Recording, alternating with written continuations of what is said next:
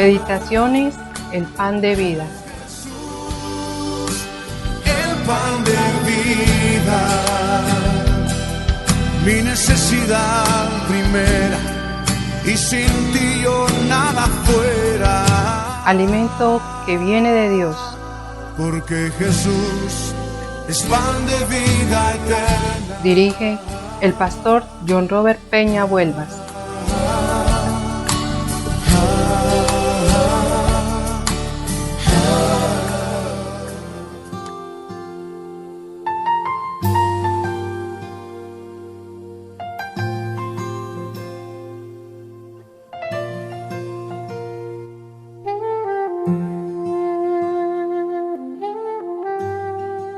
Hola, muy buenos días para todos, Dios les bendiga muchísimo, les saluda el pastor John Robert Peña Vuelvas, dándoles la más cordial bienvenida a Meditaciones, el pan de vida, alimento que viene de Dios. Y continuando con el segundo punto, la segunda parte de lo que tiene que ver el cambio, sobre qué significa cambiar en su segunda parte, es importante que tengamos en cuenta entonces la palabra de Dios, como te lo he dicho. Muy seguramente no es propio que se acostumbre que una persona cuando organiza su proyecto de vida tenga en cuenta a Dios. Sé por qué te lo digo, porque realmente son muy pocos los que lo hacen, ¿cierto? En un proyecto de vida hay un sinnúmero de áreas donde la gente quiere trabajar, donde las personas quieren que les vaya bien, y en la que más hacen énfasis es en el área económica, en el área financiera. Pero están dejando a un lado la principal área, y es el área espiritual. Por eso es que normalmente los proyectos de vida no se cumplen, y si se hace, pues en un porcentaje realmente muy poco. Pero con la invitación que te estamos haciendo a través de estas meditaciones es para que tengas en cuenta a Dios realmente. ¿Para qué? Para que las cosas sean totalmente diferentes. Yo te invito, te desafío, te animo, te insto a que hagas un proyecto nuevo, un proyecto diferente, una propuesta realmente que jamás tú te has propuesto en este nuevo año. Ten en cuenta a Dios, invítalo para que haga parte de esto que tú vas a escribir, de esto que tú vas a planear, que tú vas a organizar, y dile a Dios: Señor, contigo quiero esto, contigo quiero esto, contigo quiero esto, quiero contar, quiero que me enseñes, quiero que me guíes, quiero que me lleves de la mano. Mejor dicho, Señor, tú guíame en este nuevo propósito. Por eso estamos insistiendo que el cambio realmente es muy importante. Y ahora, ¿qué significa cambiar en la segunda parte? Bueno, muy bien, sigamos teniendo en cuenta entonces la palabra de Dios. En el Evangelio de Mateo, capítulo 22, versículos del 37 al 40, dice lo siguiente: Y él le dijo: amarás al Señor tu Dios con todo tu corazón y con toda tu alma y con toda tu mente. Este es el grande y el primer mandamiento. Y el segundo es semejante a este: amarás a tu prójimo como a ti mismo. De estos dos mandamientos dependen toda la ley y los profetas. Mira qué respuesta tan maravillosa dio el Señor Jesucristo. ¿Cómo es que se debe amar a Dios? Ahora, por eso es que te estoy insistiendo tanto. Te estoy mostrando una verdad que normalmente el ser humano no tiene en cuenta, y que por supuesto como cristianos nosotros no deberíamos caer en ese flagelo. ¿En cuál? En no tener en cuenta a Dios en nuestros planes. Claro que sí tenemos que tenerlo en cuenta, porque el mismo Dios acá nos enseña cómo es que tenemos que amarlo. Y mira que menciona corazón, alma y mente, pero le antepone con todo, es decir, con todo tu corazón, con toda tu alma y con toda tu mente.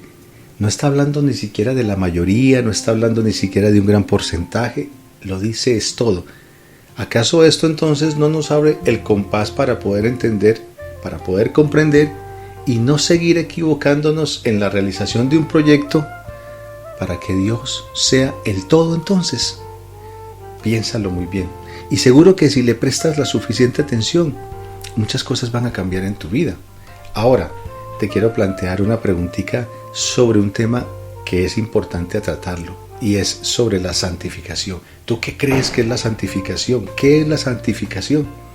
Ahora, típicamente la santificación se puede definir como el proceso de crecimiento que dura toda la vida, cuyo objetivo final es ser hechos a imagen de Cristo. Ponle sentido a esto. Ser hechos a imagen de Cristo. Ese es el objetivo final. Y no en vano la palabra de Dios nos enseña algo muy importante. Y quiero invitarte también para que la palabra de Dios sea la que te convenza a ti, por medio del Espíritu Santo. En la carta a los Efesios capítulo 4, versículo 13, Efesios 4:13, dice con respecto a ser hechos a imagen de Cristo, y que es el proceso de santificación. Algo muy importante, dice: hasta que todos lleguemos a la unidad de la fe y del conocimiento del Hijo de Dios, a un varón perfecto, a la medida de la estatura de la plenitud de Cristo. ¿Te das cuenta? Eso es el propósito que Dios tiene. El propósito, mucha atención a esto, el propósito de Dios para la humanidad es que se parezcan a Cristo, que sean iguales a Cristo. Ese es el propósito. Ahora, por supuesto que eso es un proceso naturalmente, pero nace cuando la persona, cuando el ser humano, cuando el hombre, cuando la mujer reconoce que necesita del Señor Jesucristo, y entonces le abre las puertas de su corazón y lo invita a que se radique, a que viva allí. Eso es un acto de fe, y bien lo dijo el mismo Señor Jesucristo: al que cree todo le es posible. Si tú lo crees, eso te es posible, pero normalmente entonces, ¿qué es lo que debes hacer inmediatamente? Comenzar a dar los pasos de fe en los mismos que el Señor Jesucristo vivió y que nos dejó su gran y hermoso testimonio. Pero te das cuenta que dice hasta que todos lleguemos, es decir, el propósito que Dios tiene para con todo aquel que decide creerle al Señor Jesucristo como su Señor y su Salvador, es llegar a esa estatura, llegar a esa unidad de fe, llegar a ese conocimiento, a ese varón perfecto, a esa medida de la estatura de la plenitud de Cristo. ¿Te das cuenta? Eso es un proceso, naturalmente. Ese es el proceso que el Espíritu Santo realiza en el creyente y que también se conoce, seguramente lo has escuchado muchísimas veces, como regeneración. La regeneración que comienza a ser el Espíritu Santo. Y la regeneración comienza a darse a través de la santificación. Pero para eso no podemos obviar Mateo 22, 37, 40, que fue el primer texto que leímos. ¿Y cómo es que debemos amar al Señor? Con todo el corazón, con toda el alma y con toda la mente, para poder realmente buscar lo que Dios quiere que nosotros busquemos y que lo logremos, que es amarlo realmente. En ese orden de ideas es que no podemos darnos por allí, darnos de ciertas disculpas, o que no puedo, o que no queremos, o que decirle al Señor, pero permítame, yo lo hago así. No es como tú y yo querramos, es como Dios nos demanda que debe ser realmente. Es así como tenemos que aprender a comprender. Entonces, por supuesto, esto no es una mala definición con respecto a lo que tiene que ver con lograr la santificación en el día a día. De hecho, es un concepto muy bíblico y es correcto. Sin embargo, si no aclaramos mejor el significado, también puede ser posible que esta definición nos guíe a pensar que la santificación es algo que no es posible, porque también te lo digo, sí, son muchísimas las personas que no creen en ella. Es más, ni siquiera la trabajan, ni siquiera se esfuerzan, porque ven la santificación como algo muy, muy lejísimos, como algo que no se puede, que es imposible. No solamente la ven lejos, sino imposible, y dicen: no, esto no es posible. No es posible que yo sea santo. ¿Por qué? Porque precisamente por el concepto de pecado, por el concepto de error, por el concepto de equivocarse, entonces no les permite entender que sí se puede la santificación realmente. Pero es bueno que lo consideremos. Y para eso te planteo una inquietud. ¿Qué significa en esa definición ser hechos entonces a imagen de Cristo? Porque todo es el proceso que debemos permitir que comience el Espíritu Santo en nosotros. ¿Qué significa en esa definición que tú y yo seamos hechos a imagen entonces de Cristo? Y te quiero decir que para la mayoría de las personas, crecer a la imagen de Cristo significa ser más justo, por ejemplo, lo consideran así, más honesto, más humilde, más servicial, aprender a poner la otra mejilla, a tolerar la injusticia y muchos otros conceptos. Ahora, en pocas palabras, crecer en santidad se trata de desarrollar el carácter de Jesús en el sentido de hacer lo que Él haría, pero no en el sentido de amar lo que Él amaría. Vamos a mirar a ver entonces qué interesante esto, porque muchas cosas yo puedo hacerlas y no amarlas. Y es ahí donde tengo que aprender a entender las diferencias que existen en los términos bíblicos. Por ejemplo, cuando el Señor Jesucristo nos habló de la humildad, no era porque Él simplemente la hacía porque su papá se lo había mandado. No era porque Él amaba realmente ser humilde. El servicio no era porque Él sencillamente quería enseñar algo como tal. No, era porque Él amaba servir a la gente. De hecho, eso fue una gran enseñanza que le dejó a sus discípulos en el tema del servicio, que no es el que sirve más es el más pequeño porque se tiene que humillar, no, todo lo contrario, aquel que más sirve, aquel que más se presta para llevar esa palabra, para ayudar a las personas en el contexto espiritual, en el contexto cristiano, te estoy diciendo, entonces ese será llamado grande, porque es un servidor de Cristo, porque no escatima absolutamente nada. En ese orden de ideas estamos enseñando qué es lo que se ama de manera perfecta, ¿cierto? Es decir que en la mente de muchos ser más santo es solo ser más justo, por ejemplo. Ser más santo podría ser tener un mejor carácter, ser más servicial, como te lo digo, ser más honesto, colocar la otra mejilla, por ejemplo, que si a uno le pegan una cachetada, entonces coloque la otra.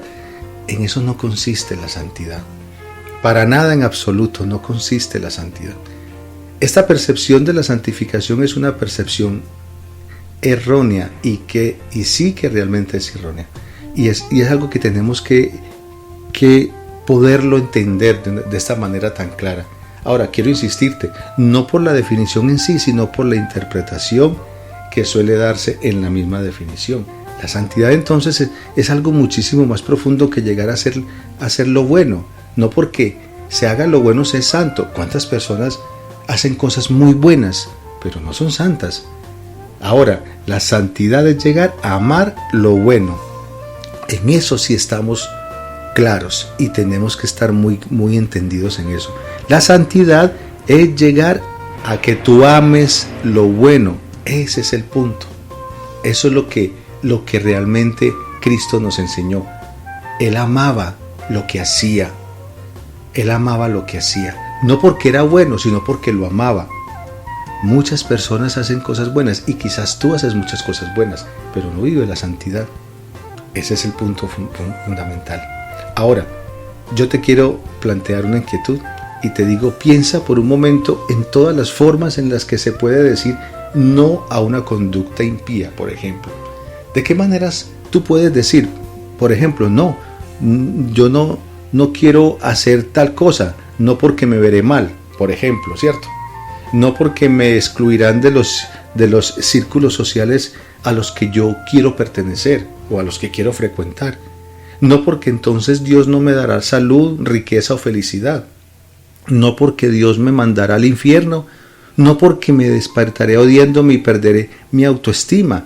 Así, o sea, no a una conducta impía por esto. Pero ese no es el punto.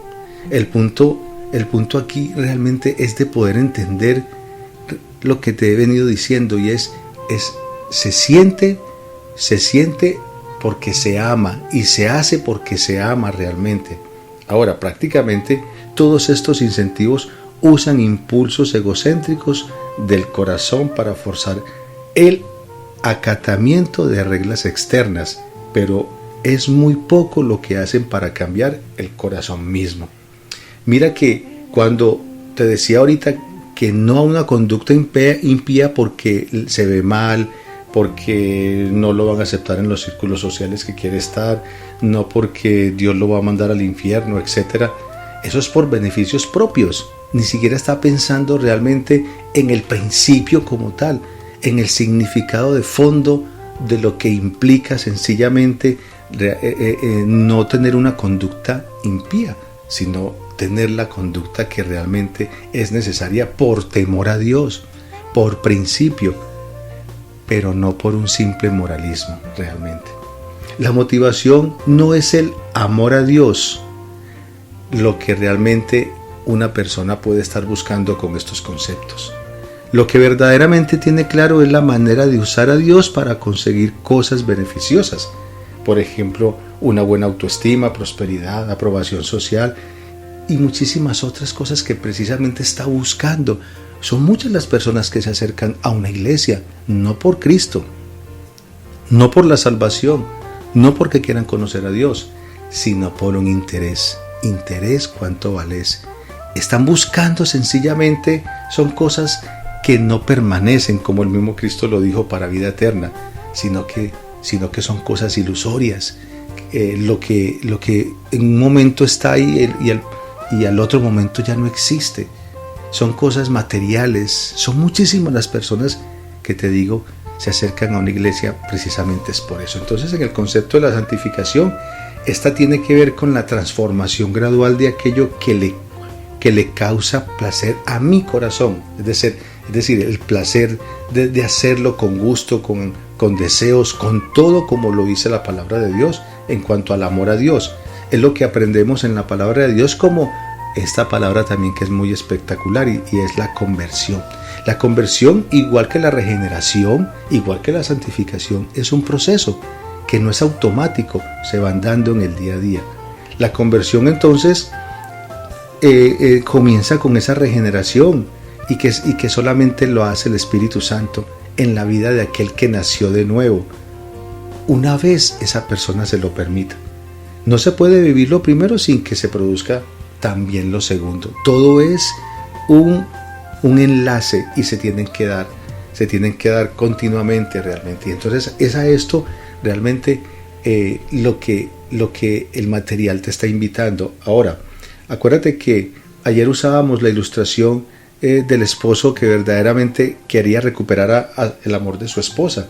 Entonces, sin lugar a duda, tenía que dejar de frecuentar a su secretaria, no volverla a ver por la tarde, por las noches, y comenzar a tener un trato más cariñoso con su esposa, ¿cierto? ¿Dónde se radica todo? Acuérdate que el tema no era tanto que dejara de tener esas malas costumbres, sino que comenzara a ver a su esposa con los ojos que Dios la ve, amarla como Él la ama, a verla como Él la ve. El cambio entonces de los afectos indefectiblemente produce un cambio de comportamiento literalmente. Y eso es a lo que estamos invitando a que lo podamos entender. Eso es un cambio absoluto, un cambio total, un cambio de fondo, no un cambio de forma. Es lo que necesitamos aprender realmente para poder aprender, para poder tener claro el concepto de todo lo que Dios quiere que yo entienda. Cambiar no es sencillamente de palabras, cambiar es de hecho. Cambiar realmente es todo lo que me lleva a mí a tener nuevos comportamientos, nuevos pensamientos, un nuevo lenguaje, por ejemplo, y así sucesivamente. Así es como debemos aprender realmente a entender el punto. Ahora, mira, para terminar y para que hagamos una reflexión, una oración, ¿cómo terminó el Señor Jesucristo diciéndole en la respuesta?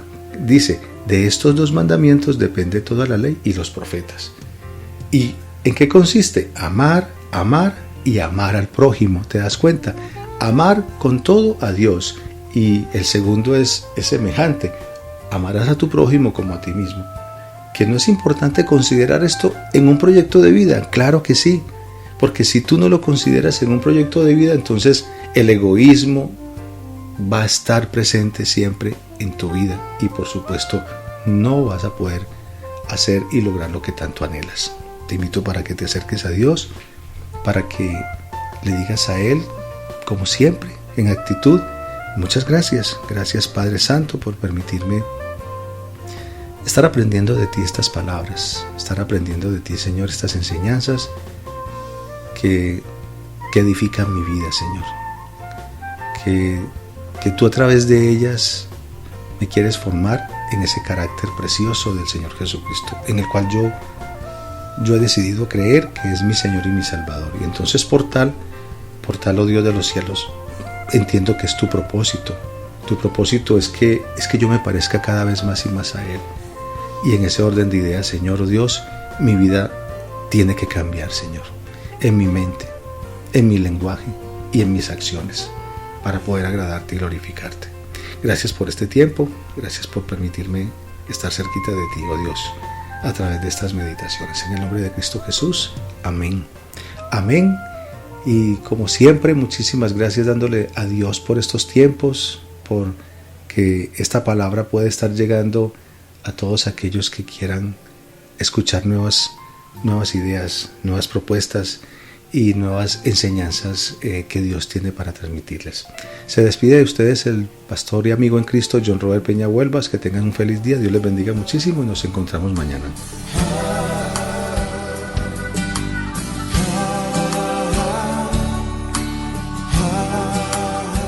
El pan de vida, alimento que viene de Dios. Envía tus peticiones y testimonios al WhatsApp 302-424-7650.